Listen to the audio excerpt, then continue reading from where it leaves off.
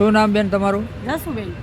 શું બનાવ શું હતો? બનાવમાં એવું હતું સર કે હું ઘરે હતી, મારા ઘરવાળા ટ્રેક્ટરનું ડ્રાઇવિંગ કરે એટલે ટ્રેક્ટરની દાડીએ ગયા હતા. ભૂતનાથ મહાદેવ મંદિર છે, અહીંયા વકીલની વાડી છે, અહીંયા રેવલ થતું હતું માલિકમાં, અને અહીંયા મારા ઘરવાળા કામે ગયા હતા. વિશાલભાઈ જળુભાઈ રહ્યા ને એનું ટ્રેક્ટર ચલાવી રહ્યા છે, અને અહીંયાથી એને ખાનભા અને ભાવલો આપણે સરદાર પોલીસ સ્ટાફનું અહીંયા લઈ જાય અને એની માથે ધરપકડ કરી. આ કાનભા અને ભાવલો કોણ છે? પોલીસ વાળા છે, સરદાર પોલીસ ચોકી વાળા. એટલે એને ધરપકડ કર્યું, પૂછ્યું નહીં, કાંઈ નહીં, એને સવાલ પણ બીજો કર્યો નહીં, અને એને સીધી મારપીટ ચાલુ કરી દીધી. મારપીટ કરવામાં એવું કીધું એને કે તે ચોરી કરી છે અને તને લઈ જવામાં આવે છે. તો એને સરદાર પોલીસ સ્ટેશનમાં લાવ્યા.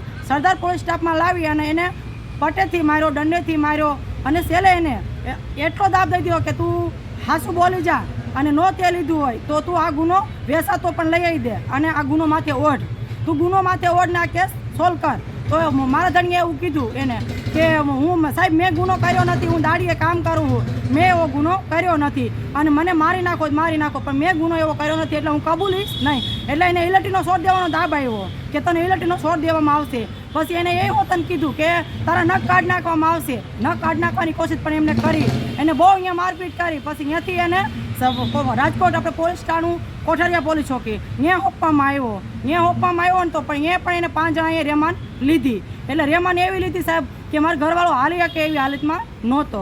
એટલે ત્યાંથી મારા ઘરવાળાનો વિડીયો અહીંયા જોયો, જ્યાં ચોરી થઈ ને તેનો વિડીયો ફોર્મ બે વસ્તુ કરી. તો મારા ઘરવાળા નિર્દોષ હતા, કોઈ ચોરી કરવાવાળું કોઈ બીજું હતું, અને નિર્દોષ મારા ઘરવાળાને મારપીટ કરીને મારા ધણીની બી હાલતમાં મૂકી દીધા ને સાહેબ. તો પોલીસવાળાએ 40 રૂપિયા ભાડું દીધું, અને એને કહ્યું કે તું ગુનેગાર નથી, તું વયો જા અહીંયાથી.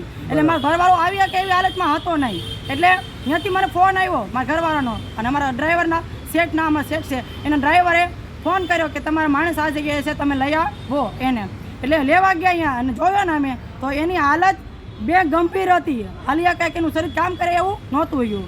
એટલે અમે સીધી 108 મંગાવી અને અમે સિવિલમાં દાખલ થયા. દાખલ થવાથી પોલીસવાળાનો અમને એવો ફોન આવ્યો કે તમે અરજી કરતા નહીં, તમે કેસ કરતા નહીં. એટલે સાહેબ અમારે કાયદાસર અમારી માથે એમને ખોટો આરોપ નાખ્યો છે. અમારે કાયદાસર પોલીસ કેસ ઉપર અમારે પોલીસ કરવાનો છે, કેસ અમારે કાયદાસર અમારે લડવાનો છે. અમારે આનો ઇન્સાફ જોઈએ. આજ તો આ થયું સાહેબ, અમને કાલ નિર્દોષને મારી નાખે છે. ગામમાં કાયદાસર કયાભાઈ કાનાભાઈ કાયદાસર ગેરકાનૂનનો ધંધો કરે છે, દારૂનો, જો ગાંજાનો, અફીણનો કાયદાસરનો ધંધો ચલાવી રહ્યો છે. એ Sardar police staff, Rajkot police staff એ બધું ખાઈ રહ્યું છે, પાસેથી રૂપિયો, અને એવો એ કેસ આવા નિર્દોષના હાથમાં દે. એટલે આ પોલીસ સ્ટાફનું એનું કામ કરે છે, અને અમારા નિર્દોષના આવી તમારી માથે અત્યાચાર કરે છે એવડા લોકો. હવે આગળ તમે શું કાર્યવાહી કરો? અમારે આનો ઇન્સાફ જોઈએ. અમારે આ જો નહીં કરે તો અમે આનીથી આગળ પગલાં લઈ અને અમે આગળ અરજી દઈ શકીએ છીએ.